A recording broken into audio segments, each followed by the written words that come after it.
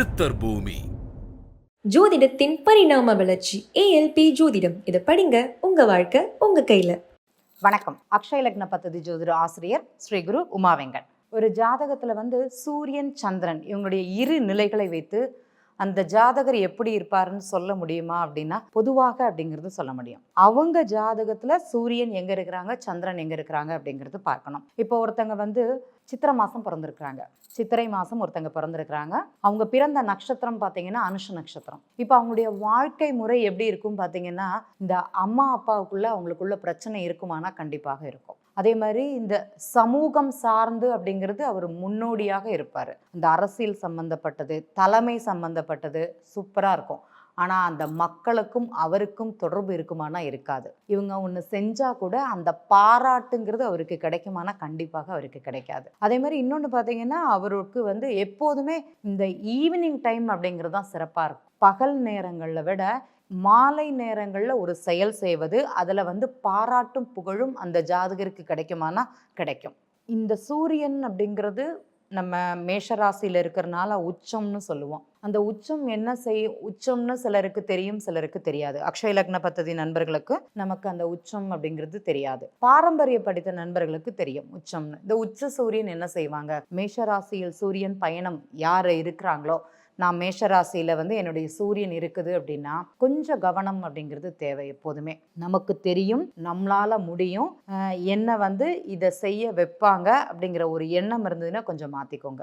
எந்த நேரத்துலையும் உங்களை அந்த இடத்துலேருந்து மாற்றக்கூடிய ஒரு தன்மை இருக்குமானா இருக்கும். அதே மாதிரி மக்கள் எப்போதுமே உங்களுக்கு சப்போர்ட்டாக இருப்பாங்களான்னா கொஞ்சம் இருக்க மாட்டாங்க அப்படிங்கிறதுல எந்த வித மாற்றமும் கிடையாது. இப்போ நான் அரசியலில் நிற்கிறேன், நான் நிறைய ஹெல்ப் பண்ணியிருக்கேன், என்னை நேரில் போய் பார்க்கும்போது நிறைய பாராட்டு புகழ் கிடைக்குது, எனக்கு நல்ல வரவேற்பு இருக்குது.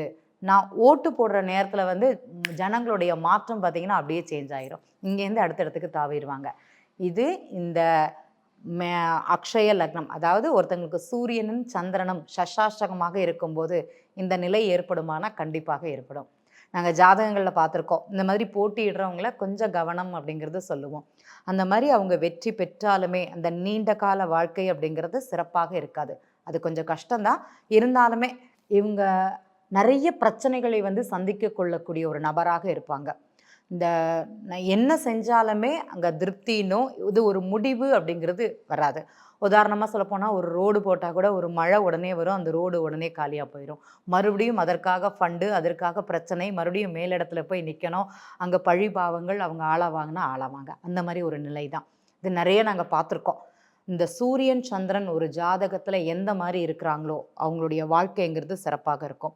இப்போ உதாரணமாக சந்திரன் ஒருத்தங்களுக்கு மீன ராசியில் இருக்குது, ஒருத்தர் பிறந்த நட்சத்திரம் ரேவதி நட்சத்திரத்தில் பிறந்தாங்கன்னு வச்சுக்கோங்களேன். அவங்க குடும்ப வாழ்க்கைங்கிறது ரொம்ப பிரச்சனை. குடும்பத்தில் பார்த்திங்கன்னா மாமியாருக்கும் மருமகளுக்குமே பிரச்சனையாக இருக்கும். சகோதர வழி உறவுகள் அப்படிங்கிறதும் அங்கே பிரச்சனையை கொடுக்கும்.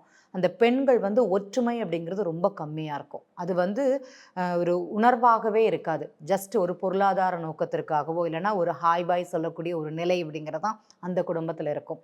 இந்த மீன ராசியில் பிறந்த ரேவதி நட்சத்திரத்தில் யார் பிறக்கிறாங்களோ அவங்களுக்கு அது குறிகாட்டுமானா கண்டிப்பாக குறிகாட்டும். இந்த சந்திரன் எந்த இடத்துல இருந்தால் பலன் கொடுக்கும் அப்படின்னு கேட்டிங்கன்னா, அந்த எந்த கிரகத்தில், அதாவது எந்த ராசியில் சந்திரன் இருந்தாலுமே அவங்க ஜாதகத்தில் சில பிரச்சனைகளை சூரியன் அமர்ந்த நிலை அனுசரித்து சில பிரச்சனைகளை கொடுப்பாருன்னா கண்டிப்பாக கொடுப்பார். இவங்க ரெண்டு பேருமே எப்போதுமே ஒன்று போல இருப்பாங்க அப்படிங்கிறது சொல்ல முடியாது.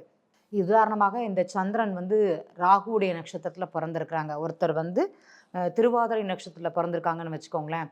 சில அந்த வளரக்கூடிய ஒரு ஜாதகராக இருந்தது. ஒரு 18 வயசுலேருந்து 22 வயசுக்குள்ள அந்த பையனுடைய நிலை அப்படிங்கிறத கவனிக்கணும்.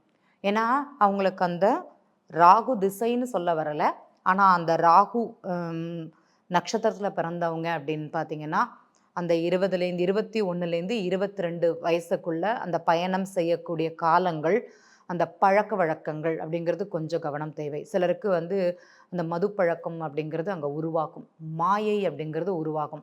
சிலர் பார்த்திங்கன்னா இந்த 45லேருந்து 55 வயசுக்குள்ளே போனீங்கன்னா அந்த மாந்திரீகம் பண்ணுறது, கயிறு கட்டுறது அப்படிங்கிற மாதிரி நிறைய செலவுகள் அப்படிங்கிறது அவங்க பண்ணுவாங்க. அது வந்து அவங்களுக்கு இருக்குமானா கண்டிப்பாக இருக்கும். அன்னைக்கு வந்து அவங்களுக்கு அந்த சூரியன் வந்து உதாரணமாக மகர ராசியில பயணம் பண்ணாரு அப்படின்னா ரொம்ப ரொம்ப கஷ்டம். அவங்களுக்கு எதுவுமே ஒரு திடீர் ஒரு தன்மைகளை அந்த தன்னை வந்து ஒரு இல்லாத ஆக்கக்கூடிய ஒரு தன்மைகளை அந்த கிரகம் கொடுக்குமானா கண்டிப்பாக கொடுக்கும். இது பயமுறுத்துறதுக்காக அல்ல. இங்க சொல்றது அப்படிங்கிறது எந்த அளவுக்கு எச்சரிக்கையாக இருக்க வேண்டும். ஒரு 20 வயசுல என்ன பண்ணும், ஒரு 40 வயசுல என்ன பண்ணும், ஒரு 60 வயசுல என்ன பண்ணும். இன்னைக்கு பார்த்தீங்கன்னா, இன்னைக்கு வந்து கொஞ்சம் கம்மின்னு சொல்லுவேன். முன்னாடி நெறைய முன்காலங்கள்ல ஒரு 10 வருஷத்துக்கு முன்னாடி பார்த்தீங்கன்னா, நெறைய குடிப்பழக்கங்கள் அப்படிங்கிறது இருந்தது. நெறைய பேர் ஒரு தெருவுல வந்து ஒரு 5, 6 பேர் வந்து மது பழக்கத்துக்கு ஆளாகி தன்னிலை உணராமல் அவங்க அதே இடத்துல படுத்து கிடந்திருக்காங்க. இன்னைக்கு தெருவுல ஒருத்தங்க இருக்காங்க, இல்லைன்னு சொல்லல. 2 தெருவுல ஒருத்தங்களோ, ஒரு தெருவுல ஒருத்தங்களோ அப்படிங்கிறது இருக்கிறாங்க. இதெல்லாம் அவங்களுடைய ஜாதகத்துல சூரியனுடைய நிலை, சந்திரனுடைய நிலை அனுசரித்து தான். சில கோச்சார கிரகங்கள் வந்து அந்த காலங்கள் பயணம் பண்ணும்போது அவங்களுடைய இன்னைக்கு பார்த்தீங்கன்னா கும்பராசியில புரட்டாதி நட்சத்திரத்துல யாரு பிறந்திருக்கிறாங்களோ இந்த காலகட்டங்கள் அவங்களுக்கு கொஞ்சம் கவனம்ங்கிறது தேவை. நீங்க வந்து பெண்கள் பேச்சையோ, நண்பர்கள் பேச்சையோ, இல்லைன்னா ஒரு பணம் சம்பந்தப்பட்டதோ, ஒரு ஷேர் மார்க்கெட் சம்பந்தப்பட்டதோ இந்த காலகட்டத்தில் ஈடுபடாமல் இருப்பது சிறப்பு அப்படிங்கிறதே சொல்லுவோம்.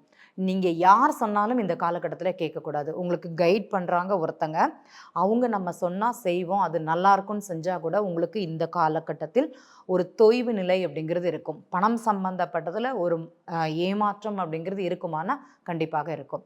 நான் வந்து எனக்கு குரு தசை நடக்கிறது, உதாரணமாக எனக்கு குரு தசை நடக்கிறது, கும்ப ராசியில குரு தசை நடக்கிறது, அக்ஷய ராசி எனக்கு கும்ப ராசியாக இருக்குது, பூரட்டாதி நட்சத்திரத்துல குரு தசை யாருக்கு பயணம் செல்கிறதோ தற்போது நீங்கள் கவனமாக இருக்க வேண்டுமானா கவனமாக இருக்கணும். ஒரு பணத்தை போட்டுட்டு 2 பணம் யாராட்டி சொன்னாங்கன்னா அது தயவு செய்து காது கொடுத்து கேட்காதீங்க, காதை மூடிக்கோங்க. உங்களுக்கு பெரும் பணம் இழப்பு இந்த காலகட்டத்தில் இருக்குமானா கண்டிப்பாக இருக்கும்.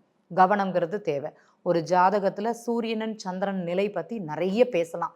ஒரு பாவகத்துல, அதாவது இப்ப மேஷ ராசியில எப்படி இருக்கிறாங்க, ரிஷப ராசியில எப்படி இருக்கிறாங்க, மிதுன ராசியில என்ன பண்ணம் சந்திரன் அமர்ந்ததுன்னா, பிறந்த நட்சத்திரமாக இருந்ததுன்னா, இன்றைய கோச்சார சந்திரன், இன்றைய வந்து அக்ஷய ராசி அப்படிங்கிறத பத்தி நிறைய பேசலாம். மேலும் வீடியோவில் பார்க்கலாம்.